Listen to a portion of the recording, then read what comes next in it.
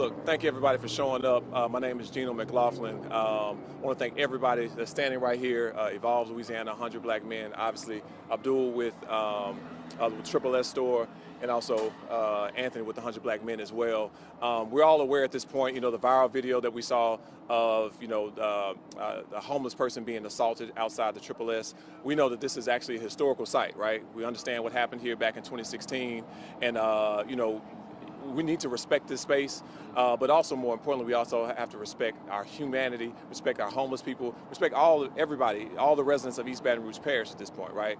And so we wanted to, call everybody out, call attention to what happened, but more importantly, talk about how we move forward. And so I want to give the mic to Abdul to talk about, kind of how they were able to address everything. Hello, my name's Abdullah Muflahi, the store owner.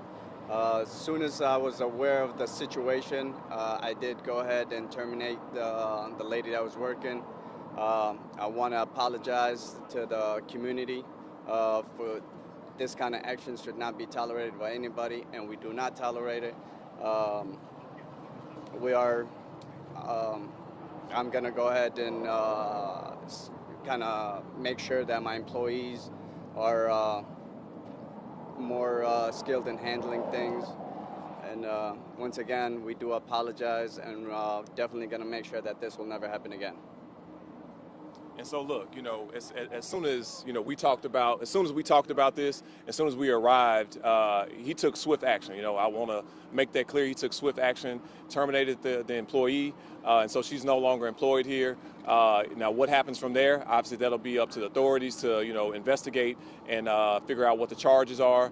I do want to give credit to them. They were actually on site, and more importantly, they were on site providing resources for the individual. Right?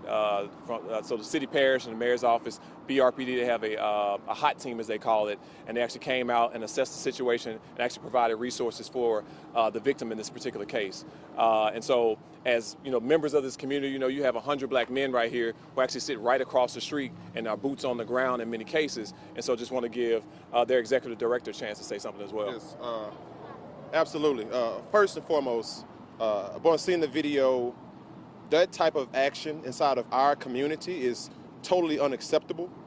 We understand that we have a growing population of homelessness going across, not just in this area, 70806, but all across our parish. And I think that there's a larger conversation that we have to have as a community, one of which is how do we deal with our homelessness population? Another one is how do we provide job security, and how do we also provide job assistance?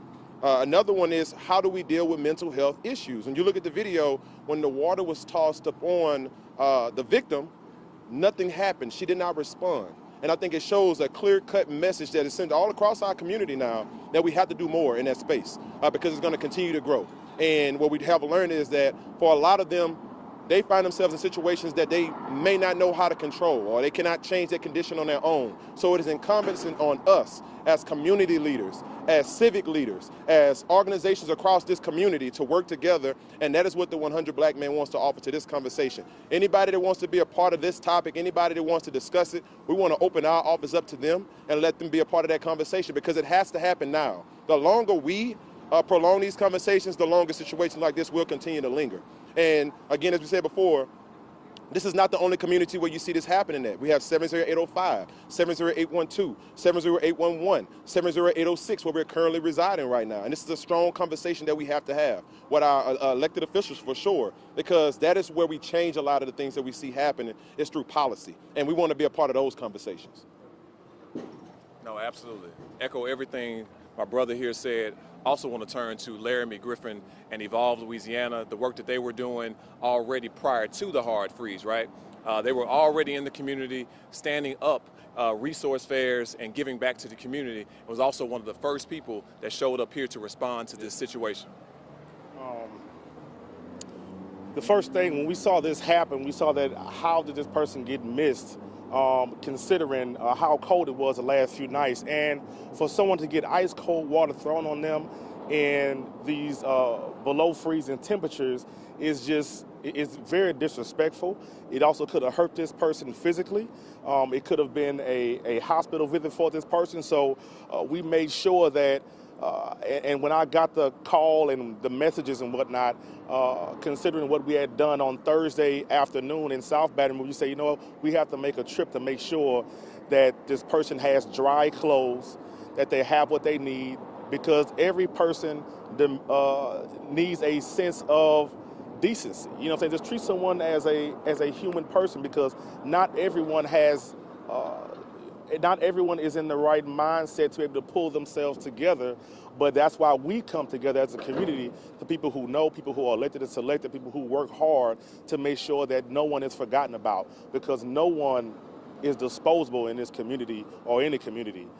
So the resources that we had left over, this lady received in a matter of minutes. Now, last night when we showed up, we looked for her, we couldn't find her. We were very, very concerned. We knew she was in the area. So the next morning, the brother Gino found her right across the street, and we were able to give her a clean pair of socks, shoes, hand warmers and foot warmers, but also making sure that the organizations that supply these needs are able to get to her today. So we want to thank them. We want to thank 100 Black Men, the People's Political Party, who also showed up, who care about the people more than anyone, who are 100% humanitarian. And we came together and made sure that these things happen for this woman, because this woman is not just a person just without housing. It is someone's relative. It is someone's daughter. It is someone's cousin. It is someone's niece, nephew. It's someone's niece. You know what I'm saying? So that really, really matters. So you have to bring the human person back to that place of giving them 4 walls and a roof and utilities. So thank you. Look, you know, I think Laramie hit a lot of great points there, right? But 2 things I want to point out, right? Ghettoways, right? Talk about the power of you know, untraditional media, right? Mm-hmm. We all found out about this through a tool called Ghettoways, right? A platform called Ghettoways, right? And so Ghettoways actually shared that with us, inboxed me, and you know, because of that, we were actually able to come out here and respond, right? So shout out to Ghettoways. Also, I want to lift up Tanja Miles as well, right? Tanja Miles showed up, and she provided resources to the victim in this particular case. And you know, I won't tell you who the victim is or where they're headed, right? But we're actually able to find some temporary housing, some medication, some mental health evaluations as well, and some assessments for them. And so they're being well taken care of. So definitely want to give some credit to Tanja Miles, and also let everybody know that 988 is a resource that you can call in instances where you find people in crisis, okay? 988, so you no longer have to call 911. Obviously 911 is still is a resource, right? If there's a crime or something that you see happening, somebody's in danger, but 988 is also a number that you can call for people that are in crisis. And so in this particular case, we were able to actually provide the resources that this individual needed. And so we hope to do that going forward, because one thing that we know is that this is but just one situation, right? And just one individual. I want to be clear that this is a human being, and all across the city, there are unhoused people all across the city that we need to start a new conversation about what we do, right? We know that some ordinances have been passed, and a lot of conversation has been had about, people, quote unquote, begging on the streets, but what are we doing to actually rectify and house them, right? And so there's some mental health support that is needed. There's some housing that is needed, but there's also community that's needed, right? We're right here at Fairfield and North Foster, and so I think this is a larger community conversation about what do we do for each other. Yes, government has a place in this, and yes, all those different apparatuses need to come to the table, but at the same time, just like we all showed up to solve this one particular issue, I think we all can come together within Baton Rouge and all the neighborhoods across EBR Parish to actually make sure that our unhoused population is taken care of and cared for in this situation. So I don't know if anybody else has anything else to say. Yes. Yeah. The last thing I'll end with is this conversation cannot end here. Yeah. I think that everybody's proven the point that this is happening all across our city. We have to continue these conversations, not just for the sanctity of what we see happening in areas like this, but so we can actually fix and resolve the issue moving forward. We need strong action steps, and this is what we're asking for. We want local media there. Everybody that is out here today, we want to see you again, because we know that you are the ones that can anchor and carry the message for us in places that we may not be able to touch. We need people inside of our community to see the problems that are happening inside of areas where nobody wants to come to. There is a clear, different narrative that you see happening in communities like 70806. And we need for everyone to understand that while this problem did not start here, it is not going to end here, which is why the conversation, which is why the situation has to be carried, and we have to make sure we have enough people in the room that can actually change what that looks like. I know as of lately, a lot of people have been talking about crime, but let me tell you something about homelessness. As long as those people don't have a safe space, as long as they are on the streets, and as long as they are starving and looking to, and they're in survival mode, the things you see happening around our community are not going to end, they're not going to stop. We have to start somewhere, and I think this is the best place for us to start. I just ask that we have everybody at the table when we have these conversations, from our highest up top all the way down to our lowest, because everybody has a voice and everybody has a collective part to play in this. Anybody have any questions or anything specifically? I do. Yeah. Yes. Can you provide the name of the employee for us, and do you know if anybody's arrested? The name has been given to the police department. We're just gonna wait for them to release the information and the charges if they're gonna. Have charges been filed? I have no idea. I can just say that, so the police were out here today and they were doing an investigation. I can't say that charges have specifically been filed just yet, but we do know that the police have been contacted. They're doing an investigation. They've done a numerous amount of interviews at this point. They've also interviewed the witness, or the victim, I'm sorry, in this particular case. And so I know that process has begun, but I can't tell you where that stands, though. Is this the first time that this has happened, or is it just the first time it's been caught on camera? And have you guys tried other options to kind of clear up the problem that she was trying to cause? No, this is the first time it has happened, and I'm gonna make sure that it's the last. We do not allow that kind of behavior to go on over here. Once again, I do apologize to all the community, around here, and we're just gonna try to do better from here. And look, let me say this too. You know, the problems that she was trying to fix is homelessness, right? But is that the way that you go about fixing homelessness? No, we know that that is not, you know, how we fix homelessness. I think we have to address a couple of things. There's drug addiction, there's mental health, there is obviously being unhoused. There are a whole bunch of societal issues and poverty, right? Which are drivers of all sorts of crime. And so those are the sort of things that we have to address. But more importantly is, how do we treat our humans, right? How do we treat our neighbors? And, you know, we just have to do better as a community. But did she try to call the police and have them come out here and ask them to leave, or did she try to ask them to leave before she did that, or was that her first? From my knowledge, she did ask them to leave a couple of times. I know that there's many times before where she has called the police on them, but I do not know what else happened that morning, yesterday morning. Everything was fresh to me this morning when I found out. As the owner of the store, if she called the police and they didn't show up, and if she asked them to leave and they wouldn't leave, how would you have preferred her to go about handling it? Not the way she did it. That's not a way to do it. We called the police, and it's up to the police department to come out and escort them off the property or handle it. Other than that, we do not take matters to our own hands. Did she tell you why she did it? Was there something that led up to it? I did not really get a chance to speak with her today. When I got the news, I just told her to go ahead and leave. I didn't want her on the property anymore. And another thing, we talk about next steps. What are we going to do next? Providing people with essential needs is the most important thing. And what we would like seen here at the SSS store is a community refrigerator. There are already 2 on Government Street. So we asked Mr. Abdul to provide us with electricity, to provide a community fridge that's going to be safe. They're going to have community guidelines, because people are constantly asking Evolve and the People's Political Party, where can I send these items that I have? What can I do with them? I have cooked food.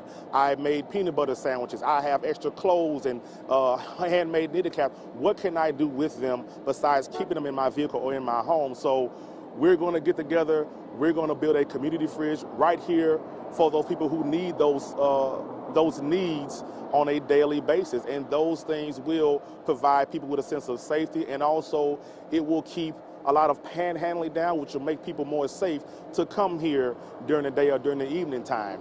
And also another thing, we just can't be community organizations that just work 9 to 5.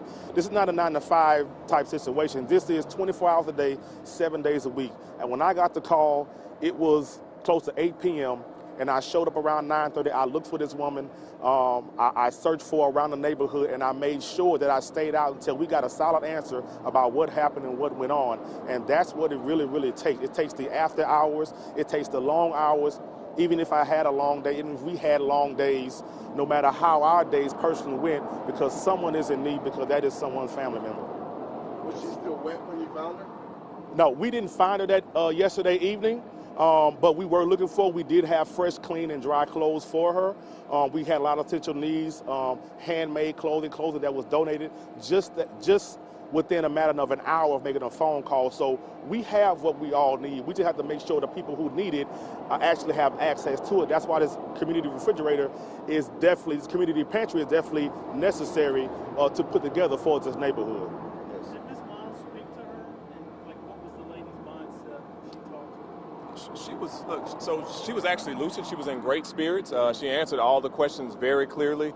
So yeah, I can't speak to whether or not, I'm not a mental health professional, but I can't speak to whether or not there are any issues there. But she had a very clear conversation with us. She told us what she needed, and really she made two very, very small asks. One, she asked for some shoes, and she asked to get help getting off the street. Those were her asks. And that kind of speaks to real basic humanity, right? Just real needs, right? Somebody who's out here, who's been out here for, she said, for the last year. She's been unhoused for the last year, and all she really wanted from us was a pair of shoes and help getting off the street. And so luckily today, with the help of everybody standing here and everybody who kind of, corralled the energy and attention to this, we were able to actually solve that need. I also want to point out that the store has also agreed to make sure that they're putting, they got adequate lighting, but there also will be some cameras out here. So when situations like this arise, right, we don't have to, wait for somebody's cell phone to do the job. You know what I'm saying? And so they're going to put some cameras out here to make sure that we're keeping everybody, safe and secure, and make sure that, next time we'll have a video of this without somebody having to take a cell phone video. But listen, everyone, in the grand scheme of things, if you remove a homeless person from a site like this, where do they go? They have no place to go.